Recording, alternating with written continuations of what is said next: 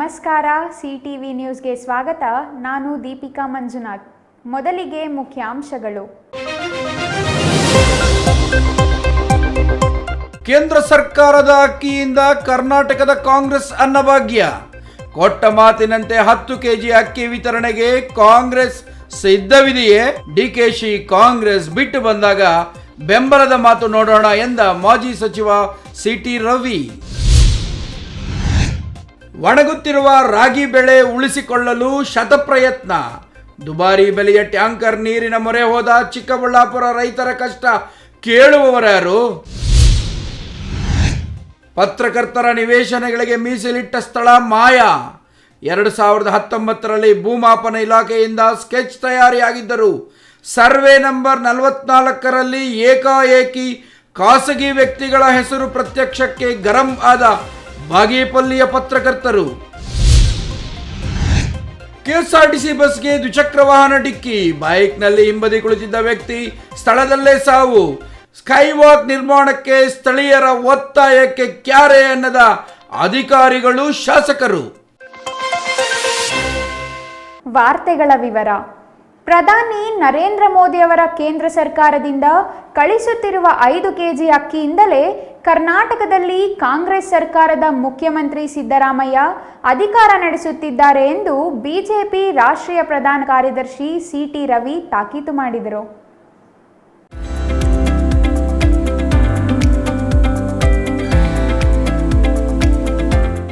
ಅನ್ನಭಾಗ್ಯ ಯೋಜನೆ ಘೋಷಣೆ ಮಾಡಿದ ಸರ್ಕಾರಕ್ಕೆ ಅಕ್ಕಿ ಕೊಡಬೇಕು ಎಂಬುದೇ ಮರೆತು ಹೋಗಿದೆ. ಬಡವರು ಈ ಸರ್ಕಾರದ ಯೋಜನೆಯನ್ನೇ ನಂಬಿಕೊಂಡಿದ್ದರೆ ಉಪವಾಸದಿಂದ ಬಳಲಿ ಸಾಯಬೇಕಾಗಿತ್ತು. ಇದು ಜನಪರ ಸರ್ಕಾರವೇ ಆಗಿದ್ದರೆ ಹಣ ಕೊಡುವುದನ್ನು ತಕ್ಷಣ ನಿಲ್ಲಿಸಿ ಪೂರ್ಣ 10 ಕೆಜಿ ಅಕ್ಕಿ ವಿತರಣೆ ಕ್ರಮವಹಿಸಲಿ ಎಂದು ಬಿಜೆಪಿ ರಾಷ್ಟ್ರೀಯ ಪ್ರಧಾನ ಕಾರ್ಯದರ್ಶಿ CT ರವಿ ತಾಕೀತು ಮಾಡಿದರು. ತಾಲೂಕಿನ ಮರಳುಕುಂಟೆ ಗ್ರಾಮಕ್ಕೆ ಭಾನುವಾರ ಬರ ಅಧ್ಯಯನದ ಸಲುವಾಗಿ ಆಗಮಿಸಿದ್ದ ವೇಳೆಯಲ್ಲಿ ಅವರು ಸುದ್ದಿಗಾರರೊಂದಿಗೆ ಮಾತನಾಡಿ, ನಮ್ಮದು ಭಾರತೀಯ ಜನತಾ ಪಾರ್ಟಿ, ಡಿಕೆಶಿ ಕಾಂಗ್ರೆಸ್ ಪಕ್ಷ. ಹಾಗಿದ್ದರೆ ನಾವು ಡಿಕೆಶಿಗೆ ಬೆಂಬಲಿಸುವುದು ಸಾಧ್ಯವಾ? ಅವರು ಕೇಳುವ ಹಾಗೆ ಇಲ್ಲ, ನಾವು ಕೊಡಂಗಿಲ್ಲ. ಹಾಗಾಗಿ ನಮಗೇನು ಸಂಬಂಧ ಎಂದ CT ರವಿ, ನಾವು ಅಪ್ಪಟ ರಾಷ್ಟ್ರೀಯವಾದಿಗಳು, ಆದರೆ ಅವರ ದೃಷ್ಟಿಯಲ್ಲಿ ನಾವು ಕೋಮುವಾದಿಗಳು. ಮೊದಲಿನಿಂದಲೂ ಬಿಜೆಪಿ ಕಾಂಗ್ರೆಸ್ ಸಂಬಂಧ ಎಣ್ಣೆ ಸೀಗೆಕಾಯಿ ರೀತಿ ಸಂಬಂಧ. ಕಾಂಗ್ರೆಸ್ ಬಿಡುವ ಮಾತಾಡಿಲ್ಲ, ಹಾಗಾಗಿ ನಾವು ಅವರಿಗೆ ಸಪೋರ್ಟ್ ಮಾಡುವ ಪ್ರಶ್ನೆಯೇ ಇಲ್ಲ. DK ಶಿವಕುಮಾರ್ ಕಾಂಗ್ರೆಸ್ ಬಿಟ್ಟು ಹೊರಗೆ ಬರಲಿ, ಆಗ ನೋಡೋಣ ಎಂದು ಹೇಳುವ ಮೂಲಕ DK ಬೆಂಬಲಕ್ಕೆ ನಾವಿಲ್ಲ ಎಂಬುದನ್ನು ಸ್ಪಷ್ಟಪಡಿಸಿದರು. ಈಗ ಕೊಡ್ತಿರೋದೇ ಕೇಂದ್ರ ಸರ್ಕಾರದ ಅಕ್ಕಿ, ಅದರಲ್ಲೂ ಯಾಕೆ ಕಡಿಮೆ ಮಾಡಿದಿರಿ ಸಿದ್ದರಾಮಯ್ಯನವರೇ? ನೀವು ಹೇಳಿದ್ರಿ 10 ಕೆಜಿ ಅಕ್ಕಿ ಅಂತ ಹೇಳಿದ್ರು, ಅವ್ರದ್ದೇ ಸ್ಟೈಲಲ್ಲಿ ಹೇಳಬೇಕು ಅಂದರೆ. ಈಗ ಕೊಡ್ತಿರೋದು ಪೂರ್ತಿ ಕೇಂದ್ರ ಸರ್ಕಾರದ್ದು, ಮೋದಿಯವರು ಕಳಿಸ್ತಾ ಇರೋದು. ಮೋದಿಯವರು ಕಳಿಸ್ಲಿಲ್ಲ ಅಂದರೆ ಏನು ಪರಿಸ್ಥಿತಿ ಆಗ್ತಿತ್ತು ಯೋಚನೆ ಮಾಡಿ. ಇವ್ರನ್ನೇ ನಂಬಿ ಏನಾದ್ರು ಬದುಕೋದಾಗಿದ್ದರೆ ಅರ್ಧ ಜನ ಸಾಯಬೇಕಿತ್ತು. ಇವ್ರನ್ನೇ ನಂಬಿ, ಕಾಂಗ್ರೆಸ್ನವ್ರನ್ನೇ ನಂಬಿ ಬದುಕೋದಾಗಿದ್ದರೆ ಅರ್ಧ ಜನ ಸಾಯೋರು ನಮ್ಮ ರಾಜ್ಯದಲ್ಲೂ ನಮ್ಮ ದೇಶದಲ್ಲೂ. ಈಗ ಅಕ್ಕಿ ಕೊಡ್ತಾ ಇರೋದು ಕೇಂದ್ರ ಸರ್ಕಾರದ್ದು. ಇವತ್ತಷ್ಟೇ ನಾನು ಸ್ಟೇಟ್ಮೆಂಟ್ ನೋಡಿದೆ, ಅನ್ನಭಾಗ್ಯದ 5 ಕೆಜಿ ಅಕ್ಕಿ ಕೊಡೋದನ್ನು ಮತ್ತೂ ಮುಂದುವರಿಸ್ತೇವೆ ಅಂತ ಪ್ರಧಾನಮಂತ್ರಿಗಳು ಹೇಳಿದ್ದಾರೆ. ಇನ್ನು ಮುಂದಿನ 5 ವರ್ಷಕ್ಕೂ ಕೂಡ ಮುಂದುವರಿಸ್ತೇವೆ ಅಂತೇಳಿ ಪ್ರಧಾನಮಂತ್ರಿಗಳು ಹೇಳಿದ್ದಾರೆ. ಈಗ ಇವರು ಏನು ಕೊಡ್ತಾ ಇದ್ದಾರೆ? ಇವ್ರನ್ನ ನಂಬಿ ಯಾರು ಊಟ ಮಾಡೋದಾಗಿದ್ದರೆ ಉಪವಾಸ ಇದ್ದು ಸಾಯಬೇಕಿತ್ತು. ನಮ್ಮದು ಭಾರತೀಯ ಜನತಾ ಪಾರ್ಟಿ, DK ಶಿವಕುಮಾರ್ ಅವ್ರದ್ದು ಕಾಂಗ್ರೆಸ್ಸು. ಹಾಗಾಗಿ ಅವ್ರು ಕೇಳೋಂಗಿಲ್ಲ, ನಾವು ಕೊಡೋಂಗಿಲ್ಲ, ನಮಗೇನು ಸಂಬಂಧ ಇಲ್ಲ. ಈಗ ನಮಗೂ ಅವರಿಗೂ ಏನಾದ್ರು ಸಂಬಂಧ ಇದೆಯಾ? ನಾವು ಅಪ್ಪಟ ರಾಷ್ಟ್ರವಾದಿಗಳು, ಅವ್ರ ದೃಷ್ಟಿಯಲ್ಲಿ ಕೋಮುವಾದಿಗಳು. ಹಾಗಾಗಿ ನಮ್ಮದು ಕಾಂಗ್ರೆಸ್ಸಿಗೂ ಇರೋ ಸಂಬಂಧ ಎಣ್ಣೆ ಸೀಗೆಕಾಯಿ ಸಂಬಂಧ. ಅವ್ರು ಕಾಂಗ್ರೆಸ್ ಬಿಟ್ಟು ಬಂದರೆ ಆಗ ಭಾರತೀಯ ಜನತಾ ಪಾರ್ಟಿ ಮುಂದೇನು ಮಾಡುತ್ತೆ ಅಂತ ಯೋಚನೆ ಮಾಡ್ಬೋದು. ಹಾಗಾಗಿ ಅವರು ಕಾಂಗ್ರೆಸ್ ಬಿಡೋ ಮಾತಾಡಿಲ್ಲ, ಹಾಗಾಗಿ ನಾವು ಅವ್ರಿಗೆ ಸಪೋರ್ಟ್ ಮಾಡೋ ಪ್ರಶ್ನೆಯೂ ಇಲ್ಲ. ಜಂಗಾಲಹಳ್ಳಿಯ ಶ್ವೇತ್, CTV ನ್ಯೂಸ್, ಚಿಕ್ಕಬಳ್ಳಾಪುರ.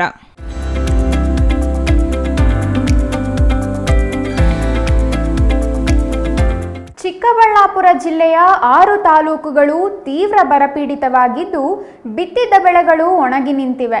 ಅಲ್ಲಿಷ್ಟು ಇಲ್ಲಿಷ್ಟು ಬೆಳೆಗಳು ಜೀವ ಹಿಡಿದು ನಿಂತಿವೆ. ಇನ್ನು ರಾಗಿ ಫಸಲು ಒಣಗುತ್ತಿದೆ. ಒಣಗುತ್ತಿರುವ ಬೆಳೆ ಉಳಿಸಿಕೊಳ್ಳಲು ಅಲ್ಲಿಯ ರೈತರು ಟ್ಯಾಂಕರ್ಗಳ ಮೂಲಕ ನೀರು ಕೊಂಡು ಬೆಳೆ ರಕ್ಷಣೆ ಮಾಡಿಕೊಳ್ಳುತ್ತಿರುವ ದೃಶ್ಯ ಬರಗಾಲದ ಬವಣೆಯನ್ನು ತೋರುತ್ತಿದೆ. ಅಷ್ಟಕ್ಕೂ ಅದೆಲ್ಲಿ ಅಂತೀರಾ? ಈ ವರದಿ ನೋಡಿ.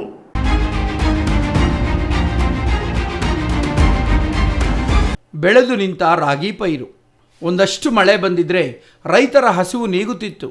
ಆದರೆ ಮಳೆರಾಯ ಕೈಕೊಟ್ಟ ಕಾರಣ ಜಮೀನಿನಲ್ಲಿ ರಾಗಿ ಪೈರು ಒಣಗುತ್ತಿದೆ. ಇದರಿಂದ ಕನಿಷ್ಠ ಮನೆಯಲ್ಲಿರುವ ಹಸುಗಳಿಗೆ ಮೇವು ಆಗಲಿ ಅಂತ ಚಿಕ್ಕಬಳ್ಳಾಪುರ ತಾಲೂಕು ಕೊಳವನಹಳ್ಳಿ ರೈತ ದೇವರಾಜ್ ದೂರದ ಬೋರ್ವೆಲ್ಗಳಲ್ಲಿ ನೀರು ಖರೀದಿ ಮಾಡಿ ಟ್ಯಾಂಕರ್ಗಳ ಮೂಲಕ ಒಣಗುತ್ತಿರುವ ರಾಗಿಗೆ ನೀರನ್ನು ಹರಿಸುತ್ತಿದ್ದಾರೆ. ಇನ್ನು ಒಂದು ಟ್ಯಾಂಕರ್ ನೀರಿಗೆ 600 ರೂಪಾಯಿಗಳ ದುಬಾರಿ ಬೆಲೆಯಾಗುತ್ತಿದೆ. ಆದರೂ ಪರವಾಗಿಲ್ಲ, ಹಸುವಿನಿಂದ ಬಳಲುತ್ತಿರುವ ಹಸುಗಳಿಗೆ ಮೇವು ಆದರೂ ಆಗಲಿ ಅಂತ ದುಬಾರಿ ಹಣ ತೆತ್ತು ಪ್ರತಿದಿನ 6 ಟ್ಯಾಂಕರ್ ನೀರು ತರಿಸಿ ರಾಗಿ ಜಮೀನಿಗೆ ನೀರು ಹರಿಸುತ್ತಿದ್ದಾರೆ.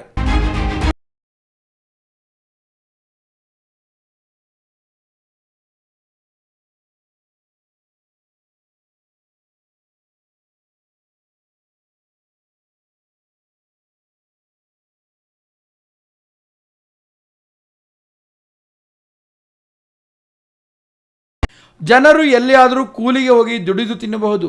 ಆದರೆ ಹಸುಗಳನ್ನು ಏನು ಮಾಡೋದು ಅನ್ನೋ ಚಿಂತೆ ಈ ರೈತನಿಗೆ ಕಾಡುತ್ತಿದೆಯಂತೆ. ರಾಜ್ಯ ಸರ್ಕಾರ ಚಿಕ್ಕಬಳ್ಳಾಪುರ ಜಿಲ್ಲೆಯನ್ನು ಸಂಪೂರ್ಣ ಬರಪೀಡಿತ ಜಿಲ್ಲೆ ಎಂದು ಘೋಷಣೆ ಮಾಡಿದೆ. ಆದರೂ ಇನ್ನೂ ಸೂಕ್ತ ಬರ ಪರಿಹಾರಕ್ಕೆ ಕ್ರಮ ಕೈಗೊಂಡಿಲ್ಲ. ಅಲ್ಲದೆ ಗೋಶಾಲೆಗಳ ಆರಂಭ ಮಾಡಿದ ಬಗ್ಗೆ ಮಾಹಿತಿಯೂ ಇಲ್ಲ. ಇದರಿಂದ ಒಂದೆಡೆ ರೈತರು ಮತ್ತೊಂದೆಡೆ ಜಾನುವಾರುಗಳು ಪರದಾಡುತ್ತಿವೆ ಎಂದು ರೈತರು ತಮ್ಮ ಅಳಲನ್ನು ತೋಡಿಕೊಳ್ಳುತ್ತಿದ್ದಾರೆ. ಚಿಕ್ಕಬಳ್ಳಾಪುರ ಭಾಗದಲ್ಲಿ ರಾಗಿ ಬೆಳೀತಾರೆ, ಜೋಳ ಬೆಳೀತಾರೆ, ದ್ರಾಕ್ಷಿ ಬೆಳೀತಾರೆ, ಹೂವಿನ ಗಿಡ ಬೆಳೀತಾರೆ.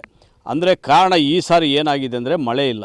ಮಳೆ ಇಲ್ಲದ ಕಾರಣ ಈಗ ನೀವು ನೋಡ್ತಾ ಇದ್ದೀರಿ, ಈಗ ಟ್ಯಾಂಕರಲ್ಲಿ ನೀರು ಹಾಕ್ತಾ ಇರೋದು, ಈ ಹೊಲಗಳೆಲ್ಲ ಒಣಗೋಗಿರೋದು, ಆ ಥರ ಅಭಾವ ಆಗಿಬಿಟ್ಟು ಜಾನುವಾರುಗಳು ಕೂಡ ಇವತ್ತು ತಿನ್ನೋದಕ್ಕೆ ಮೇವಿಲ್ಲದಂಥ ಪರಿಸ್ಥಿತಿ ಆಗಿದೆ.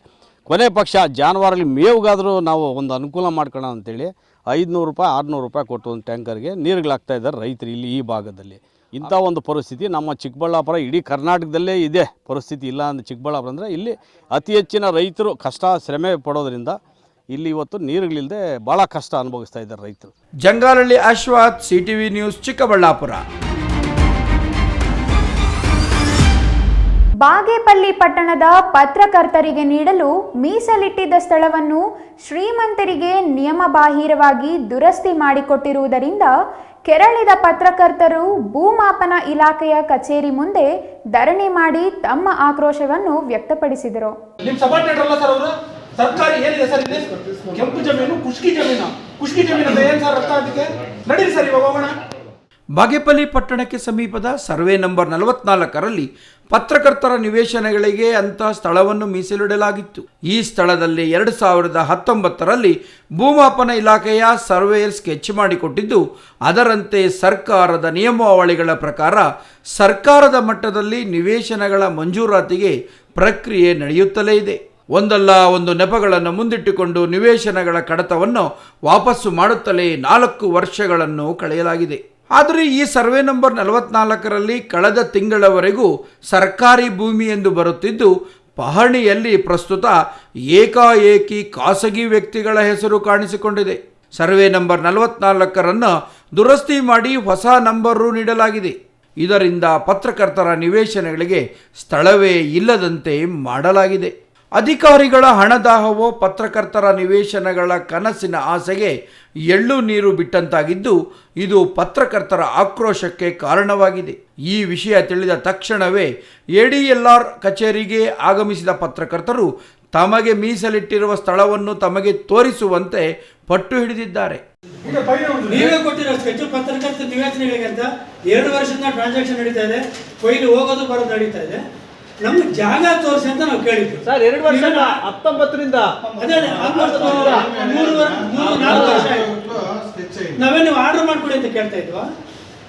ನೀವು ಕೊಟ್ಟಿದ್ದು ಸ್ಕೆಚ್ ಪ್ರಕಾರ ನಮ್ಮ ಜಾಗ ತೋರಿಸಿ, ನಾವಲ್ಲಿ ಮಳ್ಕೊಂತೀವೋ ನಿದ್ದೆ ಮಾಡ್ತೀವೋ ಏನ್ ಮಾಡ್ತೀವಿ, ನಾವು ಫೈಟ್ ಮಾಡೋದು ಬಿಟ್ಬಿಡೋದು ನಮ್ಮ ಮನೆ ಬರ. ಜಾಗ ತೋರ್ಸಕ್ಕೆ ನಿಮ್ ಕೈಲಿ ಯಾಕಾಗ್ತಾ ಇಲ್ಲ?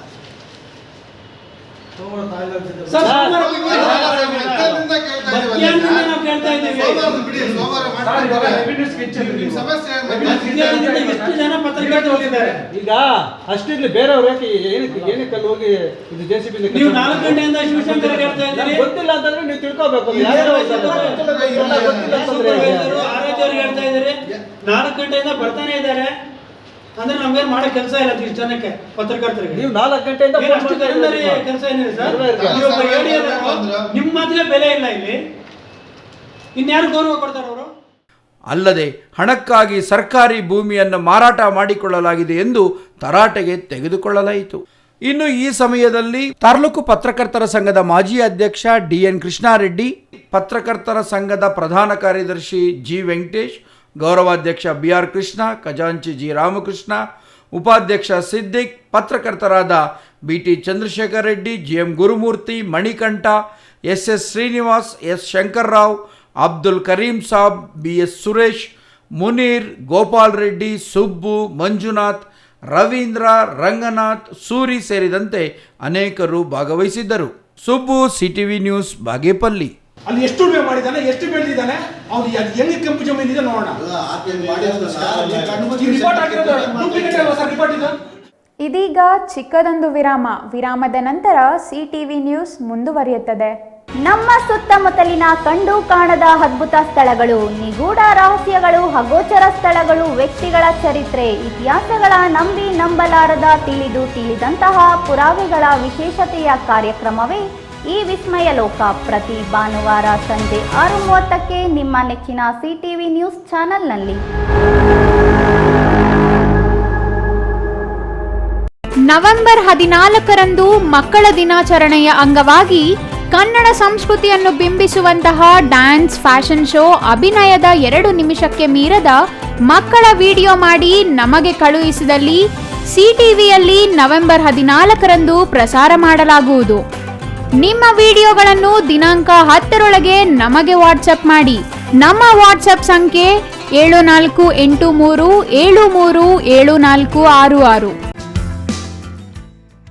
ರಾಮೂಸ್ ಫರ್ನಿಚರ್ ಪ್ಯಾರಡೈಸ್, ರಾಗ ಬಿಲ್ಡಿಂಗ್, BB ರಸ್ತೆ, ಚಿಕ್ಕಬಳ್ಳಾಪುರ. ನಮ್ಮ ಸಂಸ್ಥೆಯು 1994ರಿಂದ ಚಿಕ್ಕಬಳ್ಳಾಪುರ ಜಿಲ್ಲಾದ್ಯಂತ ಗ್ರಾಹಕರ ಬೇಡಿಕೆಗಳಿಗೆ ಅನುಗುಣವಾಗಿ ಗುಣಮಟ್ಟದಲ್ಲಿ ಯಾವುದೇ ರಾಜಿ ಇಲ್ಲದೆ ಉತ್ತಮ ಸೇವೆಯನ್ನ ಸಲ್ಲಿಸುತ್ತಾ ಬಂದಿದೆ. ನಮ್ಮಲ್ಲಿ ಆಕರ್ಷಕ ಕಲಾತ್ಮಕ ವಿನ್ಯಾಸಗಳುಳ್ಳ ವಿವಿಧ ಮಾದರಿಯ ಗೃಹಾಲಂಕಾರ teak wood furnitures, sofa set, dining tables, leather sofa set, office furnitures ಮತ್ತು ಬೆಡ್ರೂಮ್ ವಾರ್ಡ್ರೋಬ್ಸ್ ಅಂಡ್ ಕಾಟ್ಸ್ ಮತ್ತು ಇಟಾಲಿಯನ್ ಕಿಚನ್ ಮತ್ತು ನಿಮ್ಮ ಮನೆಯ ಎಲ್ಲಾ ಇಂಟೀರಿಯರ್ ಡಿಸೈನ್ ಅನ್ನ ನಿಮ್ಮ ಮನಸ್ಸಿಗೊಪ್ಪುವಂತೆ ಕೇವಲ 15 ದಿನಗಳಲ್ಲಿ ಮಾಡಿಕೊಡಲಾಗುತ್ತದೆ.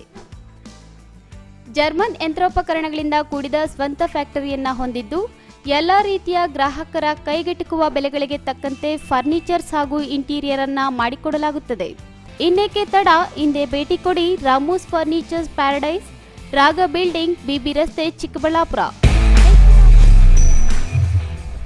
ವಿರಾಮದ ನಂತರ ಮತ್ತೆ CTV ನ್ಯೂಸ್ಗೆ ಸ್ವಾಗತ. ದೇವನಹಳ್ಳಿ ತಾಲೂಕಿನ ವೆಂಕಟಗಿರಿ ಕೋಟೆ ಸಮೀಪ ರಾಷ್ಟ್ರೀಯ ಹೆದ್ದಾರಿ 7ರಲ್ಲಿ ನಿರಂತರವಾಗಿ ಅಪಘಾತಗಳು ನಡೆಯುತ್ತಲೇ ಇರುತ್ತದೆ. ಅದಕ್ಕೆ ಪೂರಕವಾಗಿ ಇಲ್ಲಿ KSRTC ಬಸ್ಗೆ ದ್ವಿಚಕ್ರ ವಾಹನ ಡಿಕ್ಕಿ ಹೊಡೆದ ಪರಿಣಾಮ ಬೈಕ್ ಹಿಂಬದಿ ಕುಳಿತಿದ್ದ ವ್ಯಕ್ತಿ ಸ್ಥಳದಲ್ಲೇ ಸಾವನ್ನಪ್ಪಿದ್ದಾನೆ.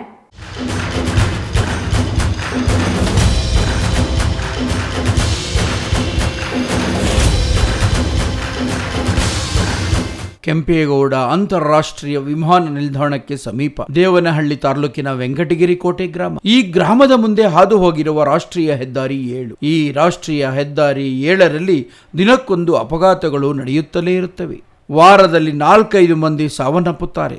ಅದರಂತೆ KSRTC ಬಸ್ಗೆ ಬೈಕ್ ಡಿಕ್ಕಿ ಹೊಡೆದ ಪರಿಣಾಮ ಬೈಕ್ನಲ್ಲಿ ಹಿಂಬದಿ ಕುಳಿತಿದ್ದ ಬೆಂಗಳೂರು ಮೂಲದ 45 ವರ್ಷದ ವಡಿವೇಲು ಸ್ಥಳದಲ್ಲೇ ಮೃತನಾಗಿರುವ ದುರ್ದೈವಿಯಾಗಿದ್ದಾನೆ.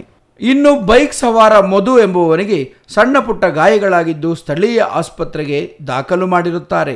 ಇಂತಹ ಅಪಘಾತಗಳನ್ನು ತಪ್ಪಿಸುವ ಸಲುವಾಗಿಯೇ ಇಲ್ಲಿ ಸ್ಕೈವಾಕ್ ನಿರ್ಮಾಣ ಮಾಡುವಂತೆ ಸ್ಥಳೀಯರಿಂದ ಒತ್ತಾಯಗಳು, ಮುಷ್ಕರಗಳು ನಡೆಯುತ್ತಲೇ ಇದೆ. ಯಾವುದೇ ಒತ್ತಾಯ, ಮುಷ್ಕರಗಳು ನಡೆದರೂ ಈವರೆಗೂ ಯಾರೂ ಇತ್ತ ಗಮನ ಹರಿಸಿಲ್ಲ. ಜನಪ್ರತಿನಿಧಿಗಳು ಕಾಳಜಿಯನ್ನು ತೋರುತ್ತಿಲ್ಲ ಎಂದು ಸಾರ್ವಜನಿಕರು ಆಕ್ರೋಶ ಹೊರಹಾಕಿದ್ದಾರೆ. Satish, CTV news, Devanahalli. ಮಾಲೂರು ತಾಲೂಕಿನಲ್ಲಿ ಅಕ್ಟೋಬರ್ 21ರಂದು ನಡೆದಿದ್ದ ಗ್ರಾಮ ಪಂಚಾಯಿತಿ ಸದಸ್ಯ ಅನಿಲ್ ಕುಮಾರ್ ಕೊಲೆ ಪ್ರಕರಣದಲ್ಲಿ ಹಲವರನ್ನು ಬಂಧಿಸಿ ತಲೆಮರೆಸಿಕೊಂಡಿದ್ದ ಇಬ್ಬರಲ್ಲಿ ಪ್ರಮುಖ ಆರೋಪಿ ಅಶೋಕ್ನನ್ನು ಬಂಧಿಸಿರುತ್ತಾರೆ.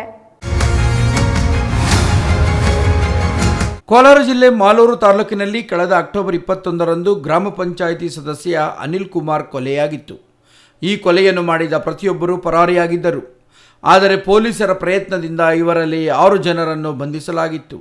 ಆದರೆ ಇಬ್ಬರು ತಲೆಮರೆಸಿಕೊಂಡಿದ್ದರು. ಈ ಇಬ್ಬರಲ್ಲಿ ಒಬ್ಬ ಪ್ರಮುಖ ಆರೋಪಿ ಅಶೋಕ್. ಈ ಅಶೋಕ್ನನ್ನು ಕೋಲಾರದಲ್ಲಿ ಬಂಧಿಸಲಾಗಿರುತ್ತದೆ. ಕೋಲಾರ ಜಿಲ್ಲೆ ಮಾಲೂರು ಇನ್ಸ್ಪೆಕ್ಟರ್ ವಸಂತ್ ಕುಮಾರ್ ಕಾರ್ಯಾಚರಣೆ ನಡೆಸಿ ಪ್ರಮುಖ ಆರೋಪಿಯನ್ನು ಬಂಧಿಸುವಲ್ಲಿ ಯಶಸ್ವಿಯಾಗಿದ್ದಾರೆ. ಕೋಲಾರ ಜಿಲ್ಲೆ ಮಾಲೂರು ತಾಲೂಕಿನ ಹೊರಳಗೆರೆ ಗ್ರಾಮದ ಕೈಗಾರಿಕಾ ಪ್ರದೇಶದಲ್ಲಿ ಬೆಳ್ಳಂಬೆಳಗ್ಗೆ 6 ಗಂಟೆಗೆ ಪ್ರಮುಖ ಆರೋಪಿ ಅಶೋಕ್ನನ್ನು ಬಂಧಿಸಲು ಇನ್ಸ್ಪೆಕ್ಟರ್ ವಸಂತ್ ಕುಮಾರ್ ತಮ್ಮ ಸಿಬ್ಬಂದಿಯೊಂದಿಗೆ ಹೊರಟಾಗ ಆರೋಪಿ ಅಶೋಕ್ ಪೊಲೀಸ್ ಸಿಬ್ಬಂದಿ ಕೋದಂಡಪಾಣಿ ಹಾಗೂ ಅಶೋಕ್ ಎಂಬುವರ ಮೇಲೆ ಹಲ್ಲೆ ಮಾಡಿ ತಪ್ಪಿಸಿಕೊಳ್ಳಲು ಪ್ರಯತ್ನಪಟ್ಟ ಸಮಯದಲ್ಲಿ ಫೈರಿಂಗ್ ಮಾಡಲೇಬೇಕಾಗಿ ಬಂದು ಆರೋಪಿ ಬಲಗಾಲಿಗೆ ಗುಂಡು ಹಾರಿಸಿ ಬಂಧಿಸಲಾಗಿರುತ್ತದೆ. ಆರೋಪಿ ಅಶೋಕ್ನ ಬಲಗಾಲಿಗೆ ಗುಂಡು ಹಾರಿಸಿ ಬಂಧಿಸಿದ ವಸಂತ್ ಕುಮಾರ್ ನಂತರ ಪೊಲೀಸ್ ಸಿಬ್ಬಂದಿ ಅಶೋಕ್ ಹಾಗೂ ಕೋದಂಡಪಾಣಿಯನ್ನ ಮಾಲೂರು ಸರ್ಕಾರಿ ಆಸ್ಪತ್ರೆಯಲ್ಲಿ ಚಿಕಿತ್ಸೆಗಾಗಿ ದಾಖಲಿಸಿರುತ್ತಾರೆ. ಅಲ್ಲದೆ ಆರೋಪಿ ಅಶೋಕ್ಗೂ ಚಿಕಿತ್ಸೆ ನೀಡಲಾಗಿರುತ್ತದೆ. Prakash, CTV news, Malur.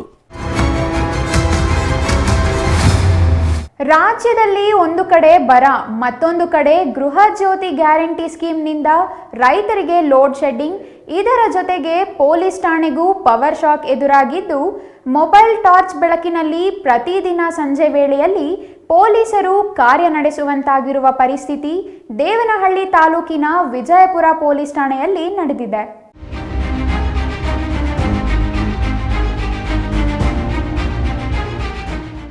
ರಾಜ್ಯದಲ್ಲಿ ಒಂದು ಕಡೆ ಬರ, ಮತ್ತೊಂದು ಕಡೆ ಗೃಹ ಜ್ಯೋತಿ ಗ್ಯಾರಂಟಿ ಸ್ಕೀಮ್ನಿಂದ ರೈತರಿಗೆ ಲೋಡ್ ಶೆಡ್ಡಿಂಗ್ ಎಂಬ ಬರೆಯನ್ನು ಎಳೆಯಲಾಗ್ತಿದೆ.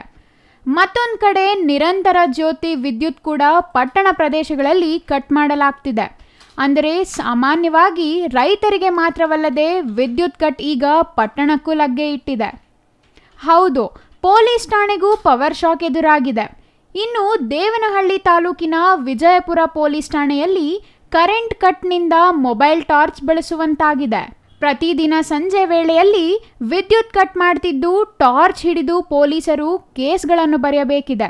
ಕೇಸ್ ಕೊಡಲು ಬರೋ ಸಾರ್ವಜನಿಕರು ವಿದ್ಯುತ್ ಕೈ ಕೊಟ್ಟ ಹಿನ್ನೆಲೆ ಟಾರ್ಚ್ ಹಿಡಿದು ಪೊಲೀಸರಿಗೆ ಸಹಾಯ ಮಾಡ್ತಿದ್ದಾರೆ. ಕರೆಂಟ್ ಹೋದ್ರೆ ಮೊಬೈಲ್ ಟಾರ್ಚ್ ಹಿಡಿದು ಕೆಲಸ ಮಾಡುವ ಪರಿಸ್ಥಿತಿ ಎದುರಾಗಿದೆ. ಇನ್ನು ವಿದ್ಯುತ್ ಕಣ್ಣಾಮುಚ್ಚಾಲೆಗೆ ಸಾರ್ವಜನಿಕರು ಸರ್ಕಾರದ ವಿರುದ್ಧ ಆಕ್ರೋಶ ವ್ಯಕ್ತಪಡಿಸಿದ್ದಾರೆ. ಹೌದು, ಈ ಸರ್ಕಾರ ಮಾಡ್ತಾ ಇರೋದು ಫ್ರೀ ಸ್ಕೀಮ್ ಯಾರಿಗೂ ಬೇಕಾಗಿರಲಿಲ್ಲ. ಕರೆಕ್ಟಾಗಿ ಆಡಳಿತ ಮಾಡಿದರೆ ಸಾಕಾಗಿತ್ತು. ಅವ್ರ ಅಧಿಕಾರಕ್ಕೆ ಬರೋಕ್ಕೋಸ್ಕರವಾಗಿ ಫ್ರೀ ಸ್ಕೀಮ್ಗಳನ್ನು ಕೊಟ್ಟರು ಅಷ್ಟೇ. ಅದು ಕೊಟ್ಟಿರೋ ರೈತರಿಗೆ ವಿದ್ಯುತ್ತೇ ಸಿಗ್ತಾ ಇಲ್ಲ. ರೈತರಿಗಾಗಲಿ ಕೈಗಾರಿಕೋದ್ಯಮಿಗಳಾಗಲಿ ಅವರೆಲ್ಲ ಬೇರೆ ರಾಜ್ಯಗಳಿಗೆ ಹೋಗ್ತಾಯಿದ್ದಾರೆ. ಅದಕ್ಕೆ ಉದಾಹರಣೆ, ನೆನ್ನೆ ನಮ್ಮ ಸ್ಟೇಷನ್ನಲ್ಲೇ 106 ಜನ ಕಂಪ್ಲೇಂಟ್ ಕೊಡೋಕ್ಕೆ ಬರ್ತಾ ಇರ್ತಾರೆ. ಬ್ಯಾಟ್ರಿಗಳು ಮೊಬೈಲ್ ಆನ್ ಮಾಡಿಕೊಂಡು ಕಂಪ್ಲೇಂಟ್ಗಳು ಬರ್ಕೊಳ್ಳೋ ಅಂಥ ಪರಿಸ್ಥಿತಿ ಬಂದಿದೆ. ಅದೇ ರೀತಿ ರಾಜ್ಯದ ಹಲವೆಡೆ ಕೋರ್ಟುಗಳಲ್ಲೇ ಜಡ್ಜಿಗಳು ಬರೀಬೇಕು ಅಂದರೂ ಮೊಬೈಲುಗಳು ಇಲ್ಲಾಂದರೆ ಬ್ಯಾಟ್ರಿಗಳು ಹಾಕ್ಕೊಂಡು ಬರೀತಾರೆ. ಆ ಪರಿಸ್ಥಿತಿ ತಂದಿದ್ದಾರೆ. ರಾಜ್ಯ ಸರ್ಕಾರ ಅತ್ತ ರೈತರಿಗೂ ಕರೆಂಟ್ ಕೊಡ್ತಿಲ್ಲ, ಇತ್ತ ಪಟ್ಟಣದಲ್ಲೂ ನಿರಂತರ ವಿದ್ಯುತ್ ಕಡಿತಕ್ಕೆ ಜನ ಹೈರಾಣಾಗಿದ್ದಾರೆ. Satish, CTV news, Devanahalli.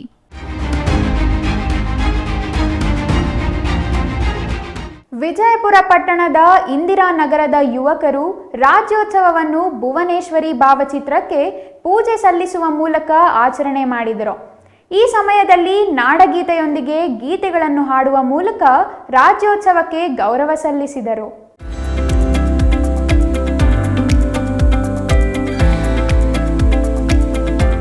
ವಿಜಯಪುರ ಪಟ್ಟಣದ ಇಂದಿರಾನಗರದಲ್ಲಿ ಆಯೋಜಿಸಲಾಗಿದ್ದ ರಾಜ್ಯೋತ್ಸವ ಕಾರ್ಯಕ್ರಮದ ಮುಖ್ಯ ಅತಿಥಿಗಳಾಗಿ ಆಗಮಿಸಿದ್ದ ಡಾಕ್ಟರ್ ವಿಜಯ್ ಕುಮಾರ್ ಮಾತನಾಡಿ, ಕನ್ನಡ ನಮ್ಮ ಉಸಿರಾಗಬೇಕು. ಮೈಸೂರು ಸಂಸ್ಥಾನಕ್ಕೆ ಕರ್ನಾಟಕ ಎಂಬ ಹೆಸರು ನಾಮಕರಣವಾಗಿ 50 ವರ್ಷಗಳು ತುಂಬಿದೆ. ಪ್ರತಿ ವರ್ಷದಂತೆ ಈ ವರ್ಷವೂ ನಮ್ಮ ಇಂದಿರಾನಗರದ ಯುವಕರು ರಾಜ್ಯೋತ್ಸವ ಕಾರ್ಯಕ್ರಮ ಅದ್ಧೂರಿಯಾಗಿ ಮಾಡುತ್ತಿರುವುದು ಸಂತೋಷವೇ ಸರಿ. ಕರ್ನಾಟಕದಲ್ಲಿರುವ ಜನತೆ ಜಾತಿ ಮತ ಧರ್ಮ ರಹಿತವಾಗಿ ಆಚರಣೆ ಮಾಡುವ ಮೂಲಕ ನಾವೆಲ್ಲರೂ ಕನ್ನಡಿಗರು, ನಾವೆಲ್ಲರೂ ಒಂದೇ ಎನ್ನುವ ಸಂದೇಶವನ್ನು ಇಡೀ ವಿಶ್ವಕ್ಕೆ ಕೊಡುತ್ತಿರುವುದು ಶ್ಲಾಘನೀಯ ಎಂದರು. ಇಂದಿರಾನಗರದಲ್ಲಿ 50ನೇ ವರ್ಷದ ಕನ್ನಡ ರಾಜ್ಯೋತ್ಸವ ಕಾರ್ಯಕ್ರಮವನ್ನು ಏರ್ಪಡಿಸಲಾಗಿದೆ. ಈ ಕಾರ್ಯಕ್ರಮಕ್ಕೆ ಎಲ್ಲ ಹಿರಿಯರು, ಸದಸ್ಯರು, ಅಧ್ಯಕ್ಷರೆಲ್ಲ ಆಗಮಿಸಿದರು. ಎಲ್ಲರಿಗೂ 50 ವರ್ಷ ಇಂದಿರಾನಗರದ ವತಿಯಿಂದ ಶುಭಾಶಯಗಳು. ದಯವಿಟ್ಟು ಕನ್ನಡ ಉಳಿಸಿ ಬೆಳೆಸಿ. ಇನ್ನು ಈ ಕಾರ್ಯಕ್ರಮದಲ್ಲಿ ಕೆಪಿಸಿಸಿ ರಾಜ್ಯ ಕಾರ್ಯದರ್ಶಿ ಮಂಜುನಾಥ್, ವಿಜಯಪುರ ಟೌನ್ ಕಾಂಗ್ರೆಸ್ ಅಧ್ಯಕ್ಷ ನಾಗರಾಜು, ಜಿಲ್ಲಾ ಅಲ್ಪಸಂಖ್ಯಾತರ ಘಟಕದ ಅಧ್ಯಕ್ಷ ಮುಬಾರಕ್, ಪುರಸಭಾ ಉಪಾಧ್ಯಕ್ಷ ಕೇಶವಪ್ಪ, ಸದಸ್ಯ ನಾರಾಯಣಸ್ವಾಮಿ, ಮುಖಂಡರಾದ ಮುನಿರಾಜು, ರಘು, ಮಹೇಶ್, ಮುರಳಿ, ಹರೀಶ್, ಜಗನ್ನಾಥ್, ಇಂದ್ರ, ಮೊಹಮ್ಮದ್ ಜಬೀವುಲ್ಲಾ ಸೇರಿದಂತೆ ಸಾರ್ವಜನಿಕರು ಹಾಜರಿದ್ದರು. Satish, CTV news, Vijayapura.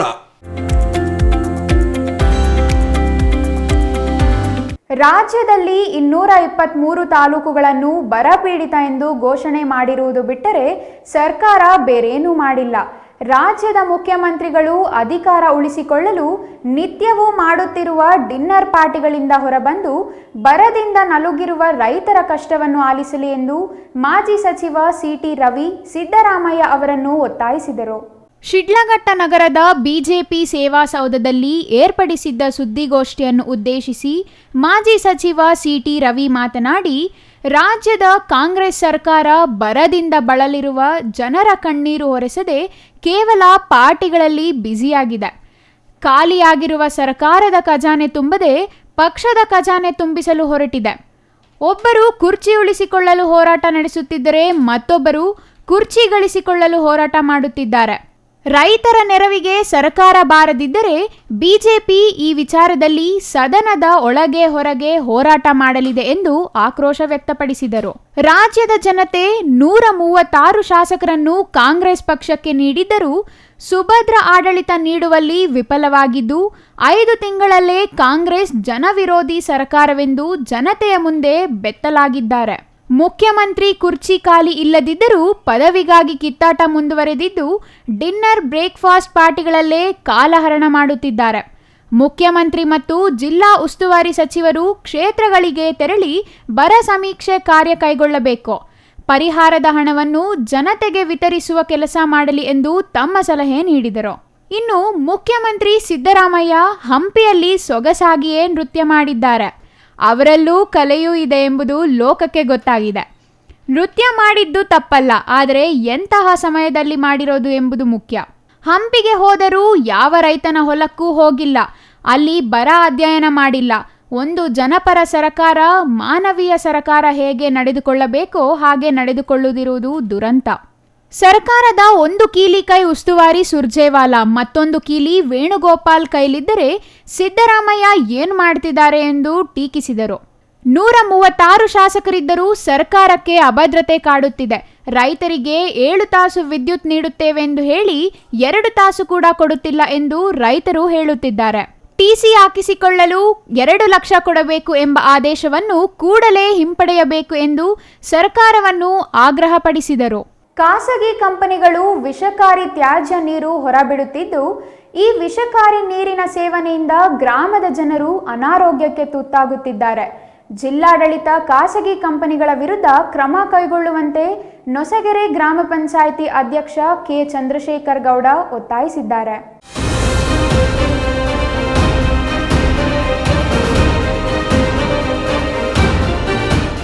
ಮಾಲೂರು ತಾಲೂಕಿನ ಕಸಬಾ ಹೋಬಳಿಯ ಬ್ಯಾಲಹಳ್ಳಿ ಗ್ರಾಮದ ಪಕ್ಕದಲ್ಲಿ ಇರುವ ಕಾರ್ಖಾನೆಗಳಿಂದ ವಿಷಕಾರಿ ತ್ಯಾಜ್ಯ ಬಿಡುಗಡೆ ಮಾಡಿರುವುದು ಭಾರೀ ಸಮಸ್ಯೆಗೆ ಕಾರಣವಾಗಿದೆ. ಕೆಲವು ಕಾರ್ಖಾನೆಗಳಿಂದ ಬರುವ ತ್ಯಾಜ್ಯ ನೀರು ಚರಂಡಿಗೆ ಬಿಟ್ಟ ಹಿನ್ನೆಲೆ 4 ರಿಂದ 5 ಗ್ರಾಮಗಳ ಜನರಿಗೆ ಕುಡಿಯುವ ನೀರಿನ ಸಮಸ್ಯೆ ಒದಗಿರುವುದಲ್ಲದೆ ದುರ್ವಾಸನೆಯಿಂದ ಸಂಚರಿಸಲು ಆಗುತ್ತಿಲ್ಲ. ಇನ್ನು ಈ ತ್ಯಾಜ್ಯ ನೀರು ಸೇರುವ ಈ ಹಳ್ಳದ ವಿಷಕಾರಿ ನೀರನ್ನು ಜಾನುವಾರುಗಳು, ಪ್ರಾಣಿ, ಪಕ್ಷಿಗಳು ಸೇವಿಸುತ್ತಿವೆ. ಈ ವಿಷಕಾರಿ ನೀರನ್ನು ಬಿಡದಂತೆ ಮಾಲೀಕರಿಗೆ ಎಷ್ಟೇ ಮನವಿ ಮಾಡಿದರೂ ಮತ್ತು ಜಿಲ್ಲಾಧಿಕಾರಿಗಳ ಗಮನಕ್ಕೆ ತಂದು ದೂರು ನೀಡಿದರೂ ಗಣನೆಗೆ ತೆಗೆದುಕೊಳ್ಳುತ್ತಿಲ್ಲ. ಈ ಸಮಸ್ಯೆಯ ಸಲುವಾಗಿ ಹಳ್ಳದಲ್ಲಿ ವಿಷಕಾರಿ ತ್ಯಾಜ್ಯ ಸೇರಿದ್ದರಿಂದ ನೀರು ಕುಡಿಯದಂಥ ಸ್ಥಿತಿ ಎದುರಾಗಿದೆ ಎಂದು ಗ್ರಾಮಸ್ಥರ ಅಳಲಾಗಿದೆ. ಇದರಿಂದಾಗಿ ವಿಷಕಾರಿಯಾದ ಅಂತರ್ಜಲ ಹೆಚ್ಚಾಗಿ ಕುಡಿಯುವ ನೀರಿಗೆ ಹಾಹಾಕಾರ ಎದುರಾಗಿದ್ದು, ಇಂತಹ ಕಾರ್ಖಾನೆಗಳ ಮೇಲೆ ಜಿಲ್ಲಾಡಳಿತ ಕ್ರಮ ಕೈಗೊಳ್ಳಬೇಕು ಎಂದು ನೊಸಗೆರೆ ಗ್ರಾಮ ಪಂಚಾಯಿತಿ ಅಧ್ಯಕ್ಷ ಬ್ಯಾಲಹಳ್ಳಿ ಕೆ ಚಂದ್ರಶೇಖರಗೌಡ ತೀವ್ರ ಆತಂಕ ವ್ಯಕ್ತಪಡಿಸಿ ಒತ್ತಾಯಿಸಿದರು. ಮಾಲಿನ್ಯ ಇಲಾಖೆಗೆ ಕಂಪ್ಲೇಂಟ್ ಮಾಡಿದರೆ ಯಾರಿಗೆ ಕಂಪ್ಲೇಂಟ್ ಮಾಡಿದ್ರು ಕೂಡ ಅವ್ರ ಪರಿಸರ ನಮ್ಮ ಕೋಲಾರ ಜಿಲ್ಲಾ ಪರಿಸರ ಮಾಲಿನ್ಯ ಇಲಾಖೆದವರು ಬರ್ತಾರೆ, ಕಂಪ್ನಿಗೆ ವಿಸಿಟ್ ಕೊಡ್ತಾರೆ, ಡೈರೆಕ್ಟ್ ಓನರ್ ಹತ್ರ ಶಾಮೀಲಾಗಿ ನಾವು ಕಂಪ್ಲೇಂಟ್ ದೂರದಾರರು, ಪಂಚಾಯಿತಿ ದೂರದಾರರು, ಒಂದು ಪಂಚಾಯಿತಿ ಅಧ್ಯಕ್ಷರಿಗಾಗಲಿ ಅಥವಾ ಮೆಂಬರ್ಗಳಿಗಾಗಲಿ ಅಥವಾ ಆ ಗ್ರಾಮ ಪಂಚಾಯಿತಿ ಅಧಿಕಾರಿಗಾಗಲಿ ಯಾರನ್ನೂ ಕರೀದಿರ ಅವ್ರು ಸ್ಪಾಟ್ ಇನ್ಸ್ಪೆಕ್ಷನ್ ಮಾಡಿ, ನಮ್ಗೆ ಗೊತ್ತಿಲ್ಲದೇ ಸ್ಪಾಟ್ ಇನ್ಸ್ಪೆಕ್ಷನ್ ಮಾಡಿ ಅವ್ರೋಗಿ ಅದೇ ಇವರು ಯಾರು ಕಂಪ್ನಿ ಓನರ್ ಹತ್ರ ಮಾಲೀಕರ ಹತ್ರ ಶಾಮೀಲಾಗಿ ಅವರೊಂದು ರಿಪೋರ್ಟ್ ಕಳಿಸಿದ್ದಾರೆ ನಮಗೆ. ಯಾವುದೋ ಒಂದು ಹೋಂಡಾ ಕುಂಟೆ ಇದೆ, ಆ ಹೋಂಡಾ ಕುಂಟೆಗೆ ಬೇರೆಯವರೆಲ್ಲ ಬಿಡ್ತಾ ಇದ್ದಾರೆ, ಖಾಸಗಿಕರು ಬಿಡ್ತಾ ಇದ್ದಾರೆ. ಆ ಹೋಂಡಾ ಬಂದು ಹಳ್ಳ ಇಲ್ಲ ಅಲ್ಲಿ, ಅದನ್ನು ಮುಚ್ಚಿಬಿಟ್ಟು ಗಿಡಗಳನ್ನೇಡ ಅದನ್ನು ಒಂದು KDBಗೆ ನಾವು ಲೆಟ್ರ್ ಹಾಕಿದ್ದೀರಿ ಅಂದ್ಬಿಟ್ಟು ಒಂದು ಕೋಲಾರ ಜಿಲ್ಲಾ ಪರಿಸರ ಇಲಾಖೆ ನಮಗೆ ಲೆಟ್ರ್ ಕಳಿಸಿದ್ದಾರೆ ಪಂಚಾಯತಿಗೆ. ನಾವು ಕೇಳ್ತಾ ಇರೋದು, ನೀನು ಹಳ್ಳ ಮುಚ್ಚಪ್ಪ ಅಂತಲ್ಲಪ್ಪ ಸ್ವಾಮಿ, ನೀನು ಹೆಂಡತಿ ಮಕ್ಕಳೆಲ್ಲ ಊಟ ಮಾಡ್ತೀರಿ ಮನೆಗಳಾಗ, ನೀರು ಕುಡಿತೀರಲ್ವಾ, ಯಾವ ನೀರು ಕುಡಿಯೋದು ನೀವು? ಇಲ್ಲಿ ಬಂದು ನಮ್ಮ ನೀರು ಕುಡೀರಿ, ಬಂದಲ್ಲಿ ಗೊತ್ತಾಗುತ್ತೆ. ಇವತ್ತೊಂದು ದಿನ ವಾಟರ್ ಫಿಲ್ಟ್ರುಗಳು ಎಷ್ಟಿದೆ ಗೊತ್ತಾ? TDS ಬೋರ್ವೆಲ್ ನೀರು ಸುಮಾರು 800 TDS ಇದೆ. ಇದೆಲ್ಲ ಕೆರೆಗಳಿಗೆ ಹೋಗ್ತಾ ಇದೆ, ಡೈರೆಕ್ಟಾಗಿ ನೀರು ಬರ್ತಾ ಇದೆ. ನಾವೆಲ್ಲ ಹೋಗ್ಬೇಕು? ಸುಮಾರು ಇಲ್ಲಿ 1000 ಜನ ನಾವು ಹಳ್ಳಿಗಳಲ್ಲಿ ಜೀವನ ಮಾಡ್ತಾ ಇದ್ದೀವಿ, ನಾವು ಎಲ್ಲ ಹೋಗ್ಬೇಕೇನ್ರಿ? ಇನ್ನು ಈ ಸಮಯದಲ್ಲಿ ಮಾತನಾಡಿದ ದಲಿತ ಸಿಂಹ ಸೇನೆ ಕರ್ನಾಟಕ ಸಂಘಟನೆಯ ತಿಪ್ಪಸಂದ್ರ ಶ್ರೀನಿವಾಸ್, ಇಷ್ಟೇ ಅಲ್ಲ, ಸ್ಥಳೀಯ ಕೈಗಾರಿಕೆಗಳ ಪ್ರದೇಶದಲ್ಲಿರುವ ಕೆಲ ಕಂಪನಿಯ ಮಾಲೀಕರು ತ್ಯಾಜ್ಯ ಹಾಗೂ ಕೆಮಿಕಲ್ ನೀರನ್ನು ನೇರವಾಗಿ ರಸ್ತೆಗೆ ಚರಂಡಿಗೆ ಬಿಡುತ್ತಿದ್ದಾರೆ. ಇದರಿಂದ ಬರುವ ದುರ್ವಾಸನೆಗೆ ಸುತ್ತಮುತ್ತಲಿನ ಗ್ರಾಮದ ಜನತೆ ಊಟ ತಿಂಡಿ ಮಾಡಲು ಸಾಧ್ಯವಾಗುತ್ತಿಲ್ಲ. ಇದರ ವಿರುದ್ಧ ಮೇಲಾಧಿಕಾರಿಗಳಿಗೆ ಮನವಿ ಮಾಡಿದರೂ ಕೈಗಾರಿಕಾ ಮಾಲೀಕರೊಂದಿಗೆ ಶಾಮೀಲಾಗಿ ಯಾವುದೇ ಕ್ರಮ ಕೈಗೊಳ್ಳಲು ಮುಂದಾಗುತ್ತಿಲ್ಲ. ಇನ್ನಾದರೂ ಎಚ್ಚೆತ್ತುಕೊಂಡು ಕೈಗಾರಿಕೆಗಳ ವಿರುದ್ಧ ಕ್ರಮ ಕೈಗೊಳ್ಳದ ಪಕ್ಷದಲ್ಲಿ ದಲಿತ ಸಿಂಹ ಸೇನೆ ಕರ್ನಾಟಕ ಸಂಘಟನೆಯಿಂದ ಜಿಲ್ಲಾಡಳಿತ, ರಾಜ್ಯ ಸರ್ಕಾರದ ವಿರುದ್ಧ ಅರೆಬೆತ್ತಲೆ ಜಾಥಾ ನಡೆಸಿ ಪ್ರತಿಭಟನೆ ಹಮ್ಮಿಕೊಳ್ಳಲಾಗುವುದು ಎಂದು ಎಚ್ಚರಿಕೆ ನೀಡಿದರು. ಇದು ಕೂಡ ಮೇಲಧಿಕಾರಿಗಳು, ಜಿಲ್ಲಾಧಿಕಾರಿಗಳು, ತಾಲೂಕು ಅಧಿಕಾರಿಗಳು ಇದರಲ್ಲಿ ಶಾಮೀಲಾಗಿ ಹಣ ಪಡೆದು ಇವತ್ತು ಜನತೆಗೆ ಮತ್ತು ಕಾರ್ಮಿಕರಿಗೆ ತೊಂದರೆ ಕೊಡ್ತಕ್ಕಂಥ ಘಟನೆ ಇವತ್ತು ಈಕೋ ಪ್ಲಾಂಟ್ ಕಂಪ್ನಿ ಮಾಡ್ತಾ ಇದೆ.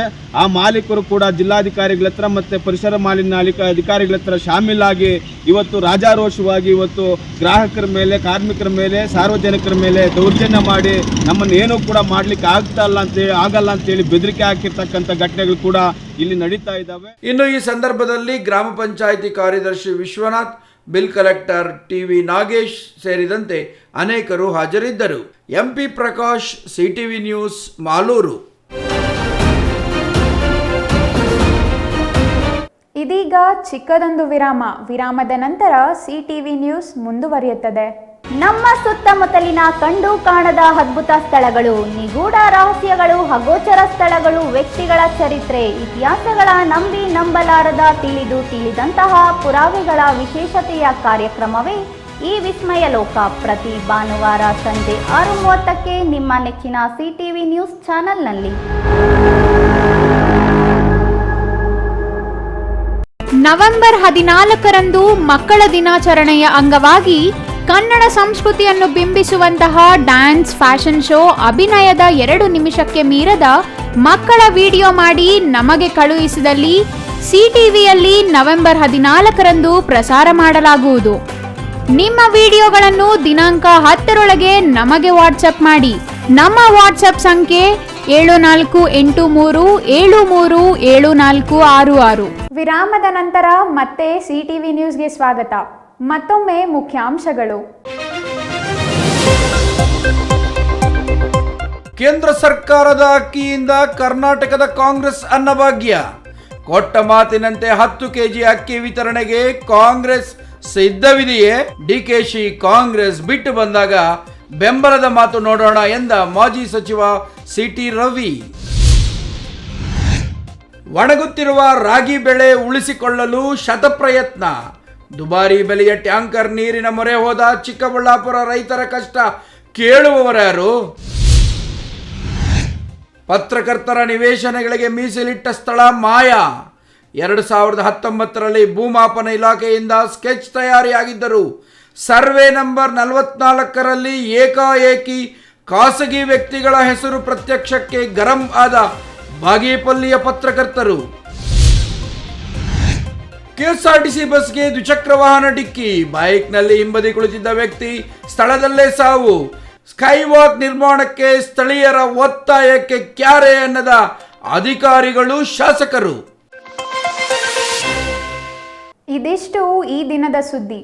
ನೋಡ್ತಾ ಇರಿ CTV ನ್ಯೂಸ್, ಇದು ನಿಮ್ಮ ಜೊತೆಗಾರ.